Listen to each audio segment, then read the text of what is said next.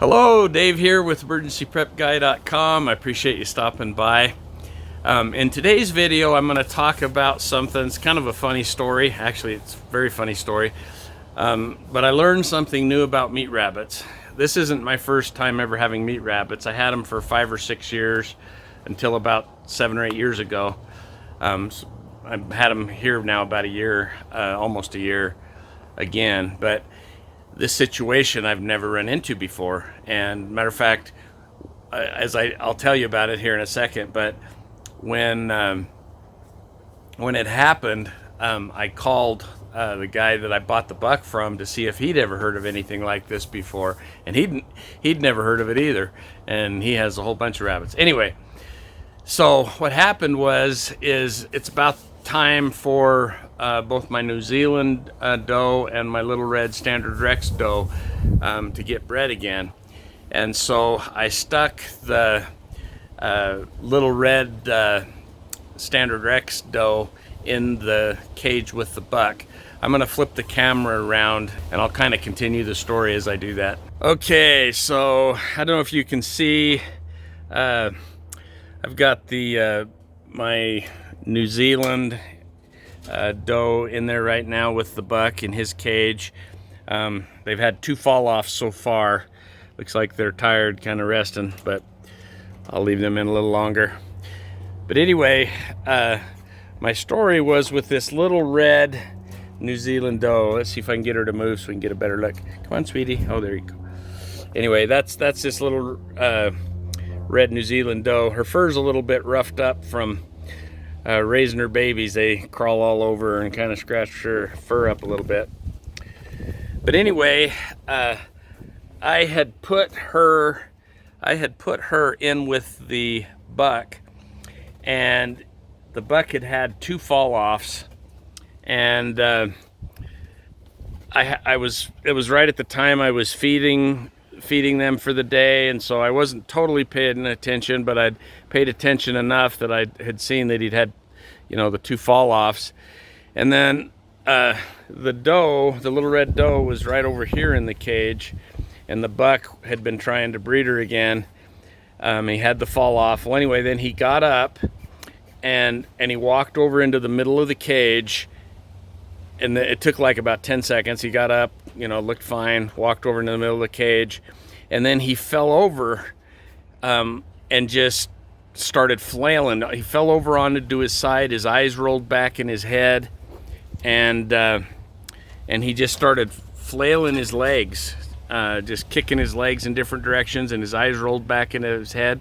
And then all of a sudden he went limp, and I got really worried, and I reached in there and I petted him, and I tried to set him up right, and he would just fall over again. He was totally limp, like a dead rabbit. Didn't even look like he was breathing, that I could tell.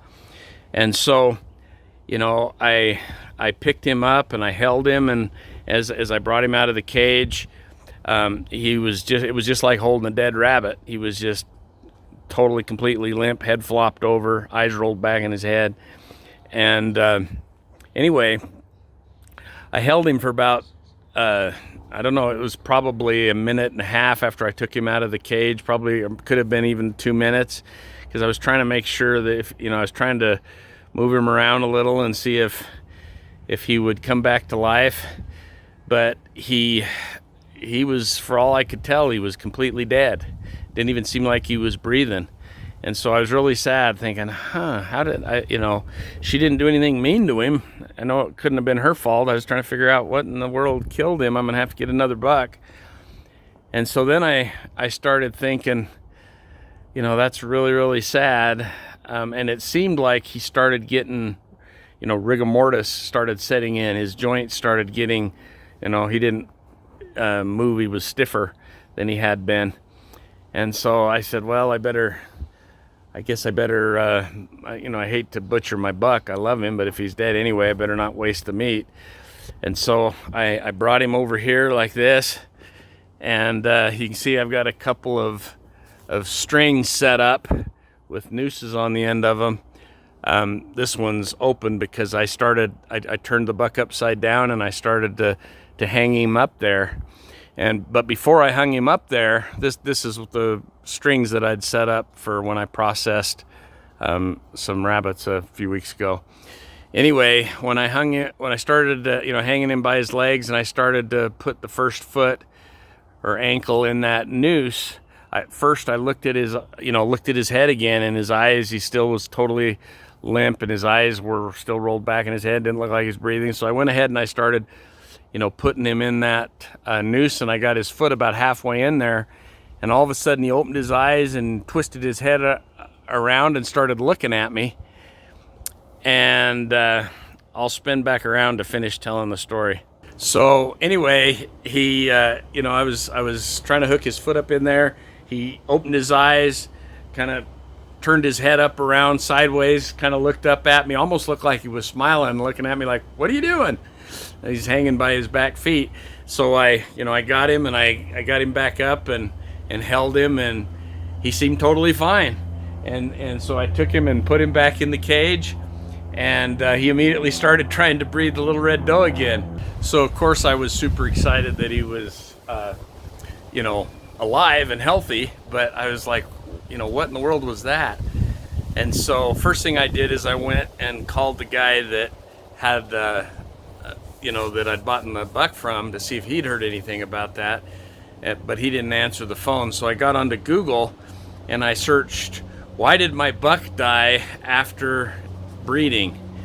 And what came up on Google was it said some rabbit bucks will pass out after orgasm, and you think they're dead. They look like they died, but they're not, and they'll wake up after a couple of minutes.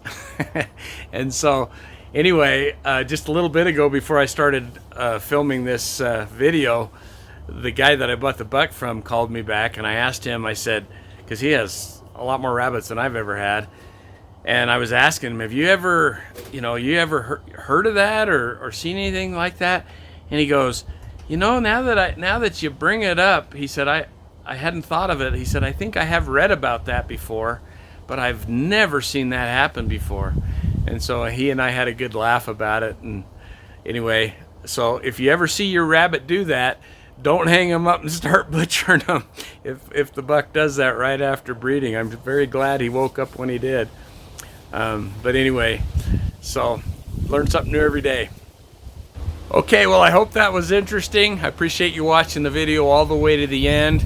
Remember, share this on your social media if you will. That helps us grow the channel, and also liking the video helps a lot with growing the channel, because it helps the Google algorithm. And if you like this kind of content, we'd love to have you subscribe.